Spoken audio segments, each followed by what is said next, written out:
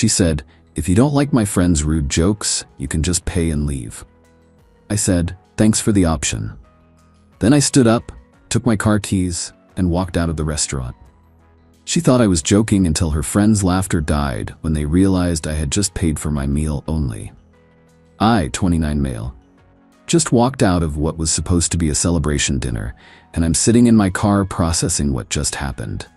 My girlfriend Vanessa, 28, of 3 years just gave me the perfect out, and I took it. Quick background: Vanessa and I have been together since we met at a friend's housewarming.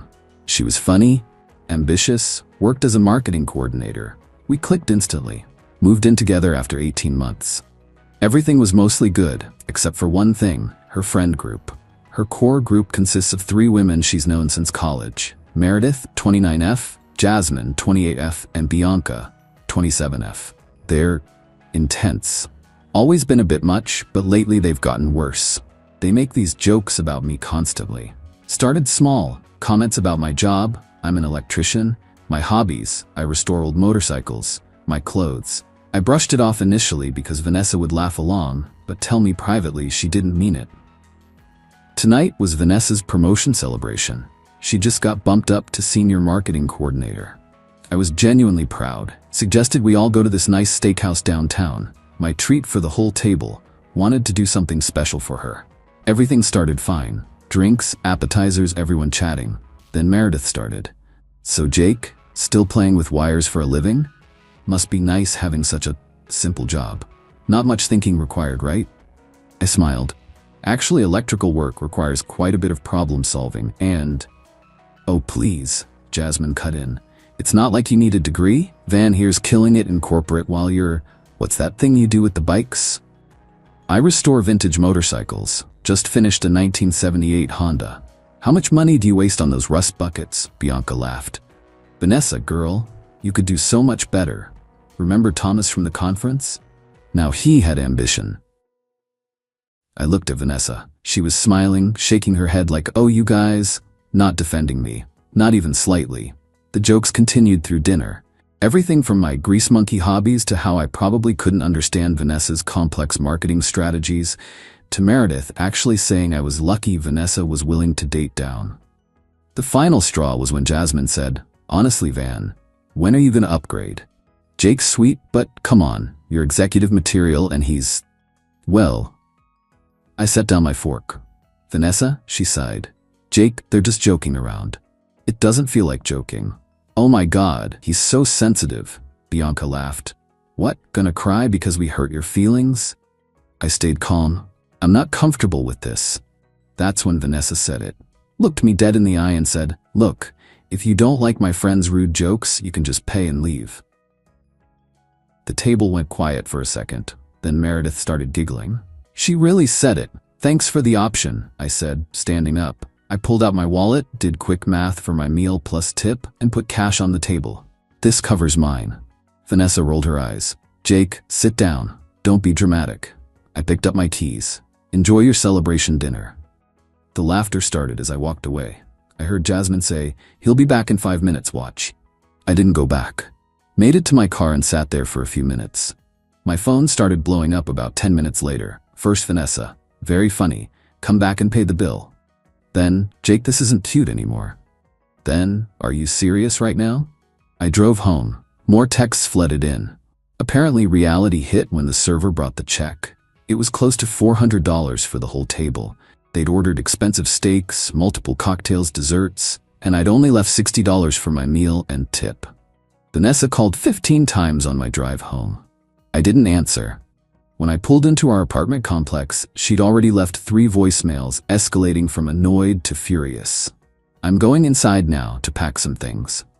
Not sure what happens next, but I'm done being the punchline. Update 1. Didn't sleep much. Crashed at my buddy Marcus's place after grabbing some clothes and toiletries from the apartment. The text assault continued all night.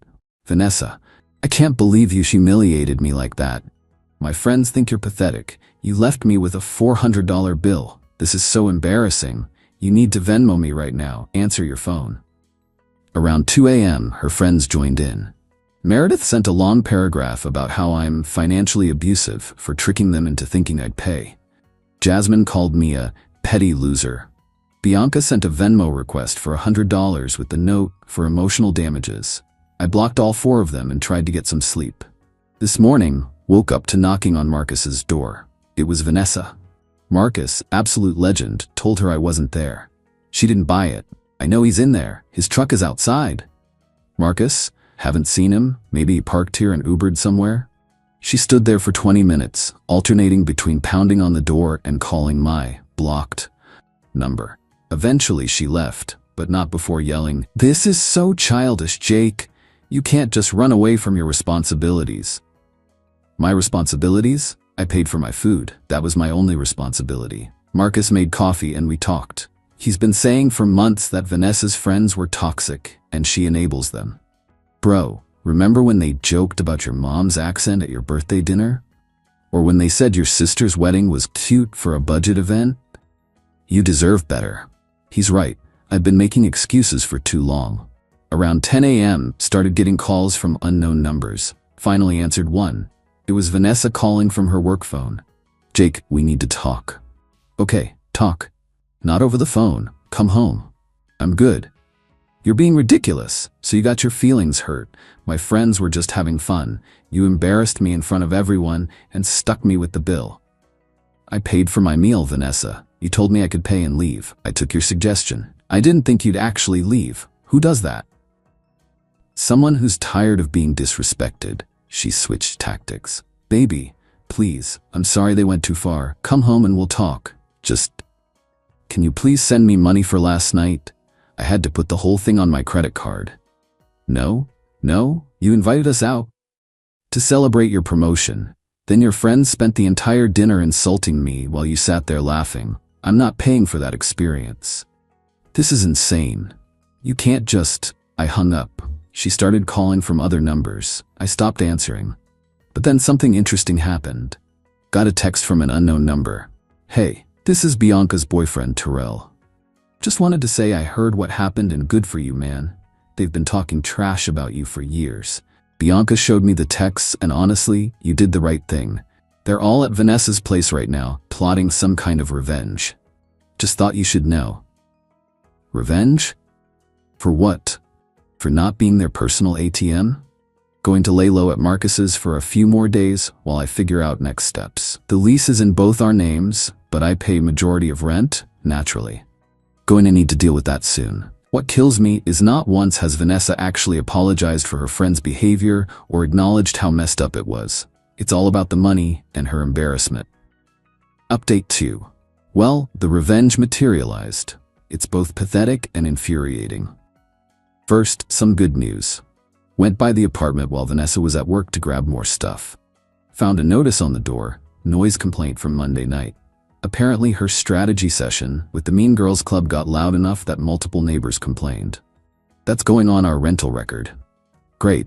Inside, the place was a disaster. Wine bottles everywhere, food containers on the counter, my PlayStation mysteriously missing. Found it hidden in her closet later. But the real kicker? She'd gone through my toolbox and sold several of my specialty electrical tools on Facebook Marketplace. Found the listings through a mutual friend. My Klein voltage tester kit 300s, Fluke multimeter, $400, and several other pieces, all priced to sell fast. I screenshot everything. Then I noticed something else. She'd been in my project room. The 1978 Honda CB750 I've been restoring. She'd listed it on Craigslist. Mechanic special, needs work. $2,000 OBO, must go ASAP. That bike is worth at least $6 in its current state, probably $10K when I'm done, and it's not even hers to sell. I called the police non-emergency line, explained the situation. They said since we live together, it's complicated, but selling someone else's property without permission is theft. They suggested I document everything and file a report. While I was taking photos, got a text from my landlord. "Jake, need to talk to you about the lease. Vanessa called saying you abandoned the apartment and she wants you off the lease. Also received noise complaint. Please call me." Called him immediately. "Mr. Chen's been my landlord for 3 years. Good guy." Explained the situation. "She says you moved out and won't pay rent anymore." I've been gone 3 days because of a domestic situation. I'm not abandoning anything. In fact, I'm in the apartment right now. She made it sound like you'd been gone for weeks. Look, between you and me, I'd rather keep you as a tenant. You've never been late on rent, never had complaints until now. If you want to take over the lease solo, I'm open to that. What about her? She'd need to agree to be removed, or you'd both need to break the lease. But Jake, that noise complaint is a problem. One more and I'll have grounds for eviction. Interesting. After documenting everything, I removed my bike from the apartment, took it to Marcus's garage. Also grabbed all my valuable tools that hadn't been sold yet. Left anything we'd bought together, took only what was mine before the relationship. That evening, Vanessa came home to find me loading the last box into my truck. What are you doing? Moving my things to a safe location since you're selling them without my permission. I needed money to pay for that dinner you walked out on. So you stole my tools. It's not stealing. We live together. What's yours is mine. That's not how anything works, Vanessa. She stood there in her work clothes, arms crossed. Behind her, I could see Meredith's car pulling up. Of course, you're not seriously ending our relationship over one dinner. It's not about one dinner. It's about 3 years of your friends disrespecting me while you enabled them. It's about you literally telling me to leave if I didn't like it. It's about you stealing from me when I took you at your word. Meredith got out of her car. Oh good, the loser's here. Jake, you owe Vanessa $400. I kept loading my truck. No, I don't. Yes, you do. You invited everyone out, and then paid for my portion when I was told to leave, which I did. Meredith looked at Vanessa. I told you he was too proud. Blue-collar guys always have fragile egos. I laughed. Actually laughed. My ego's fine. My boundaries are just finally clear. Loaded the last box, closed the truck. Vanessa grabbed my arm. Jake, please, let's talk about this. We are talking. I'm telling you I'm done. I'll deal with the lease this week. I suggest you find a roommate. Maybe one of your friends, since they're so successful and ambitious. You're really throwing away 3 years? No. You did that. I'm just refusing to subsidize it anymore. Drove away with them both staring. Felt like a weight had been lifted. That night she tried calling from various numbers again. Finally left a voicemail. You're right, okay? My friends were out of line. But you didn't have to be so cruel about it. Please come home. We can work this out. I love you. Too little, too late. Final update time for the conclusion of this ridiculous saga. After I moved my stuff out, filed a police report for the stolen tools. With the screenshots of her Facebook Marketplace posts and my receipts, it was pretty straightforward. The officer said they'd follow up with her. Met with Mr. Chen about the lease. Vanessa refused to be removed, thinking she had leverage. She didn't realize I'd been documenting everything. See, turns out selling stolen goods online leaves quite a trail. Also turns out that when you have 3 noise complaints in 2 weeks, yeah, she kept having her friends over for support, violate the lease terms about unauthorized sales of another tenant's property, and harass other tenants. She'd been bothering Marcus asking where I was. The landlord has options. Mr. Chen served her with a cure or quit notice. She had 3 days to remedy the lease violations or face eviction proceedings. Suddenly, she was very interested in being removed from the lease. But here's where it gets beautiful. Remember Terrell, Bianca's boyfriend? He reached out again. Turns out he was sick of Bianca's behavior too. The final straw? She'd been making fun of him to Vanessa and the others, calling him practice boyfriend until she found someone better. He dumped her and moved out of their shared place the same week. Then the dominoes started falling. Without Terrell paying half her rent, Bianca couldn't afford her apartment. She tried moving in with Vanessa. But remember that cure or quit notice? Having unauthorized occupants would violate it. Jasmine's situation imploded when her boyfriend saw the texts she'd sent me demanding money. He realized if she was this entitled with me, what was she like with him? They're on a break now. Meredith, the ringleader, lost her job, not because of this drama, but because she'd been spending work hours on social media talking trash about various people, including coworkers. HR finally had enough. Without a job, she couldn't keep up with her lifestyle. Meanwhile, I found a great 1-bedroom apartment closer to work. Rent's actually cheaper. Been focusing on my bike restoration, should have it completed by spring. Even picked up some side electrical work that's paying well.